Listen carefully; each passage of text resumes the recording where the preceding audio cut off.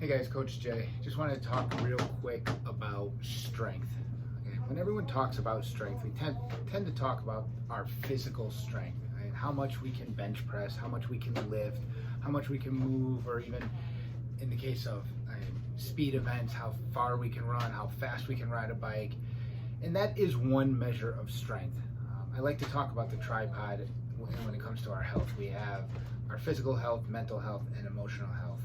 I have a friend who's going through a little trouble now with some health issues and is worried, like any of us would be. I go back to March, where I am the quote-unquote healthiest of the bunch amongst my friends and my family. About 4 or 5 years ago, I really took it to the next level in terms of my health, working out consistently, eating proper foods, eating the right amounts, watching what I eat, keeping on track of my health. And last March, a few months ago, I felt something wrong. Had it checked off, found out I had a 99.9% blockage, had a stent put in, and at first I was questioning why this was happening. I'm doing everything right. I was healthy, I was strong, I was eating right. Family history, and long story short, I mean, it's on both sides of my family, my father's side, my mother's side, both my grandparents. Heart health has been an issue in my family, so I know why it happened to me. And that was easy with my mindset, and it's part of what I coach. I was able to really quickly flip it to, why did this happen now? I'm doing everything right, to this happened now because I'm doing everything right.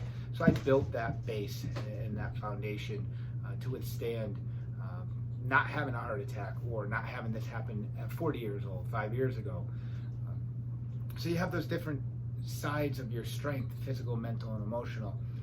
And this friend happened to comment on how he's always been strong. He's always been the strong person. And a lot of times, again, we measure that strong and that strength with our physical things.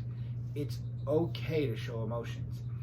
And I do my podcast with Shruti Sadana, an amazing co-host that we connected just through the algorithms of social media, and we just both realized we both coach at some level, and we have had a great time. And before we even did the podcast, we did an Instagram live where she asked me a question, and it brought me to tears. I have no problem showing my emotions. I think showing emotions is a sign of strength. So this friend that messaged in a short text just saying that they were scared and waiting for the results of a test that they had done. That's not a sign of weakness. It is a sign of strength to show your emotions. It's a sign of strength to ask for help. I kind of joke on the podcast.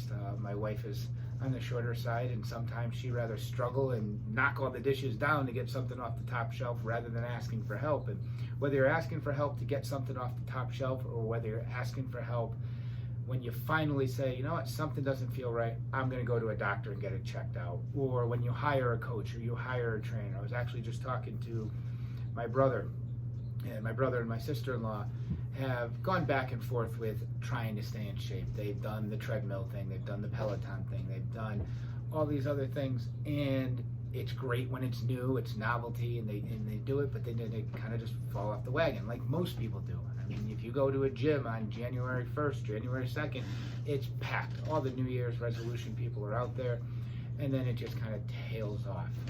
And they talked about the accountability aspect of getting a trainer, getting someone in there, and that asking for help. I mean, once you admit that to yourself that you need help, that is not a sign of weakness. It is a sign of strength. Don't ever think that when you have to ask someone to help you with something, and that's anything, again, asking someone to help you maintain your fitness goals and work with you. You get that friend that, hey, can you meet with me twice a week so we can go for a run, or so we can go to the gym together? It seems like when I try to do it myself, I get off track. I mean, there's nothing wrong with that. When you ask for someone to help you and work on the garden to set something up, or you ask someone to help you with your math homework and stuff like that. It's any of these things. Asking for help is not a sign of weakness. I mean, being scared of possible medical results is not a sign of weakness. These are all strengths that we have. That strength tripod needs to be physically, mentally, and emotionally Don't ever put yourself down for being worried, for being emotional, for shedding tears, for needing someone to lean on. These are all different measures, and all three parts have to be there. If we break one leg on a tripod, it's going to fall over. So I know, especially for guys, the stereotype, the pop culture, we're supposed to be tough, guys don't cry, guys are strong, we're the macho thing. You know, it's okay to show emotions. It's okay to ask for help. Don't ever let anyone, including yourself, tell you that you're not strong because you have a moment where things just don't seem to be going the way you anticipate them or the way you've had them in the past. Thanks.